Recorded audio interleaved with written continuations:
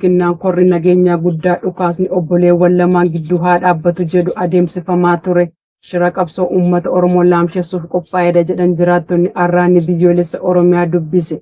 Gabaasa qindaa'ee Bijjaal Haqaafan Fayyeera. Hawwiin uummata Oromoo inni guddaan nageenya dhugaa, tasgabbii fi jireenya nagaa irratti hundaa'edha. Uummanni waggoota dheeraaf rakkoo nageenyaa, buqqaatummaa fi miidhaa adda addaa keessa darbaa ture. Kanaafuu fedhiin isaa inni jalqabaa dhukaasni dhaabbatee jireenyi nagaa akka deebi'uudha. Garuu hawwiin kun olola qofa osoo hin taane hojii qabatamaa irratti hundaa'ee akka dhugoomu barbaada. Ta'us murni PP adeemsa inni qaamolee sirnichaa qofaa deeggaran qabatee maqaa dhukaasni obboleewwan lamaan gidduu haa dhaabbatuun deemaa jiru kun shira qabsoo bilisummaa Oromoo fi uummata Oromoo irratti aggaammiif tolcheedha jedhu. Haalli yeroo ammaa bulchiinsa Oromiyaati kan ofiin jedhu Shimallis Abdiisaa fi Parsee bultootaan mul'atu kun fedhii uummataa kanaa waliin wal kan hin simne ta'us dubbatu. Ajjeechaan itti fufuu qeen uummataa manca'uu fi sodaan hawaasaa keessaa babal'achuun mariin nageenyaa murna PP jalatti adeemsifamu amanamummaa akka hin arganne taasisa. Uummanni mariin nageenyaa dhugaa ta'uuf qaamolee walabaan geggeeffamu hirmaannaa qaamolee hundaa hammachuu fi hojii irratti jijjiirama dhugaa agarsiisuu qaba jedhee amana. Kanaaf burjaajii sirnichaa fi gochoowwan lafaa irratti mul'atan hawwii uummataa waliin wal faalleessu uummanni nagaa barbaada. Garuu nageenyi sun haqa, walqixxummaa fi dhugaa irratti ijaaramuu qaba malee dursisaa fi olola qofaan akka hin dhufne hubata. Nageenyi waaraan jechuun dhukaasa dhaabsisuu qofa osoo hin taane amantaa uummataa deebisuu, miidhaa darbee sirreessuu fi marii dhugaa bu'uura irraa ijaaruudhas jedhu. Qabxiiwwan marii keessaa waldhabdee dhiigaa wal dhangalaasuu dhaabuu fi mariin hiikaa jedhanis murni PP kun waldhabdee fi rakkoo hiikuuf yaada tokkummaa fi marii dhiyeessuuf deemuu cabsuu yookaan gufachiisuu malee bu'uura irraas fedhii akka hin qabne dubbatu. Kana malees tokkummaa, jaalalaa fi nageenya waaraa qe'ee Oromoo mirkaneessuu jedhus hojii tokkummaa fi nageenya hawaasa Oromoo ijaaruuf kaayyeeffame murni kun faallaa taasisuu yookaan gufachiisaa jira. Dabalataanis aadaa marii dagaagsuun qabsoo hidhannoo jalaa ba'uu kan jedhus kan kaasan hawaasni aadaa nagaa fi marii dagaagsuu fayyadamuu fi hidhannoo dhiisuu. Murni PP kun immoo carraa kana dhiphisuu yookaan dhorkaa jira jedhu. Aanaa Gindabarat keessatti dargaggoon tokko loltoota PP'n ajjeefamuun reeffa isaa bineensi nyaachuun dhaga'ame. Jaal yaadannoo Oromiyaa dabalata qaba. Godina Lixa Shaggar aanaa Gindabarat ganda dirree Faajjiitti dargaggoo Fayyoo Biraanuu jedhamu irratti ajjechaan suukanneessaan loltoota PP'n raawwatamuun dhaga'ameera. Akka jiraattonni dubbatanitti dargaggoon kun hojii qonnaa isaa irratti bobba'ee osoo jiru bakka goodaa Sandaaboo jedhamutti qabamee harka humnoota faashistii PP keessa turuun manneen hidhaa keessatti gidirfamaa kan ture gaafa qabame kaasee dararri ulfaataan hanga lubbuun isaa baatutti irratti raawwachaa turuu himaniiru. Fayyoon hojii siyaasaa kamiyyuu keessatti hirmaannaa akka hin qabne kan beekamu ta'us humnoonni waraana faashistii PP isa qabatan deeggaraa waraana bilisummaa Oromooti jechuun yakka irratti maxxansanii gara magaalaa Kaachisitti isa geessanii jedhu jiraattonni. Kana malees ajjeefamee reeffi isaa haala nama gaddisiisuun bineensonni akka nyaatan humnoota waraanaa kanaan taasifamuun bosona keessatti gatamuus kan himan. Reeffi isaa kaafamuu dhorkamuu hordofee soora bineensotaa ta'ee jechuun jiraattonni miira gaddaan dubbatu. Gocha akkanaa jechuun sarbama mirga namoomaa cimaa keessaa isa tokko ta'us impaayerri Itoophiyaa dhiiga lammiilee dhangalaasuu bartee taasifattee jirtu kun naasuu malee dhaloota abdii boruu lafarraa duguugaa jirti. Magaalaa Adaamaa keessatti qaala'insi jireenyaa fi dararaan murna bilxiginnaa akkaan hammaachuu jiraattonni himan. Guutuu gabaasichaaf jalsabaaf hawaa gaarii. Godina Baha Shaggaritti kan argamu magaalaa Adaamaa keessatti qaala'insa jireenyaa ulfaataaf jiraattonni saaxilamu. Akkasumas murna biltsiginnaatiin dararamaa jiraachuu isaanii jiraattonni magaalichaa arraata biyyoolessa Oromiyaatti himan. Murni biltsiginnaa maqaa uummata Oromoon daldalu impaayirattii keessatti kasaaraa malee bu'aa qabatamaa ta'e tokko lammiilee impaayirattii keessa jiraataniif osoo hin gumaachiin umurii aangoosaa qofa lakkaa'uu itti fufee jira. Bifuma kanaan murni saamicha bare kun lola Ameerikaa fi Israa'el wal ta'uudhaan Iraan irratti bananiin wal qabatee cufamuu ulaa Hormuuz daddabarsa boba'aa fi meeshaalee biroo kan ta'e sababa godhachuudhaan gatii boba'aa irratti dabaluun saamicha raawwachaa akka jiran fayyadamtoonni ni himu. Boba'aan kun harka abbootii qabeenyaa muraasa kanneen akka Nook, Ooyil Liibiyaa fi kanneen biroo qaama murna bilisiginnaa waliin hariiroo qabaniin dhuunfatamee kan jiru yoo ta'u, innumtiyyuu gatiin isaa qaala'ee argachuuf nu rakkisee jira jechuun konkolaattonni hiriiranii sa'aatii baay'eef eeggatanillee dhabanii sochii dhabuuf dirqamaa akka jiran konkolaachistoonni magaalichaa miira keessa galuun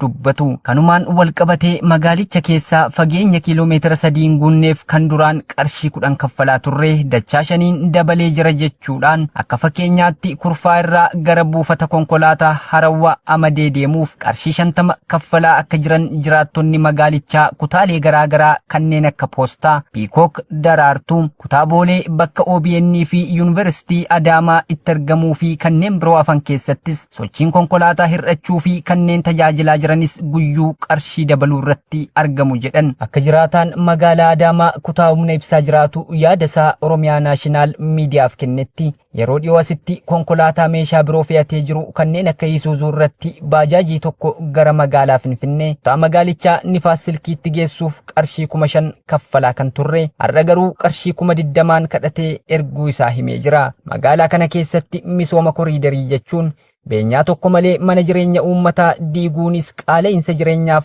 akka isaan saaxiles himuudhaan gatiin isaa qarshii 2,500 ol darbaa jiraachuu irraan kan ka'e nyaatallee zayita malee qopheeffachuuf dirqamaa jirra jechuun dubbatu. Kun osoo kanaan jiru kutaa magaalichaa cufa keessatti kaabinoonni murna bilisiginnaa kan akka Abbabuu Waaqoo fi fakkaattonni isaa uummata magaalichaa dargaggoota jaarsaa fi jaartii osoo hin jenne waraana bilisummaa Oromootu dhufee isin fixa waan ta'eef of eeggadhaa maallaqaa fi lafa isiniif laanna jechuun maqaa gaachana sirnaa jedhu itti moggaasuun gowwoomsanii abbootii fi haadholiin osoo isaanii nafiin halkan qorra keessaa aga sa'a 4tti dirqamaan daandii magaalichaa ba'iinsaa fi seensarra wabii tokko malee akka turan dirqamsiifamuu isaanii ni dubbatu. Kanumaan wal qabatee gareen maqaa Oromoon daldalu aadaa taasifatee fi saba guddaa kan salphisaa oolu kun haadholiillee kaffaltii tokko malee akka isaan daandii qulqulleessan dirqamaan ajajamuu isaanii himanii jiru. Murni bilisiginnaa magaalaa kana keessatti sa'a 12 booda nama fuula haaraa isinitti ta'e qabaa jechuun namoota nagaa gidduutti rakkoo hawaasummaa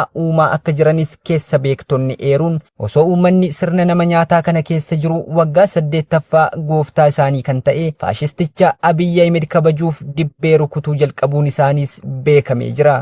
Aanaa Dibaat keessatti loltoonni bilisiginnaa ilmaan Oromoo buqqisaa jiraachuun himame. Guutuu gabaasichaaf jaalkennaa sabaa. Godina Matakkal Aanaa Dibaat ganda Calliyaa jedhamu keessatti bitootessa 28,2026 sirna dhableeyyiin ergamtoota abbaa irree Koloneel Abiyyi Ahmed jiraatota gandichaa cufa qe'ee fi qabeenya isaanii irraa buqqisuudhaan gara magaalaa Gaalessaatti galchaa jiraachuu maddeen arraata biyyoolessa Oromiyaatti himaniiru.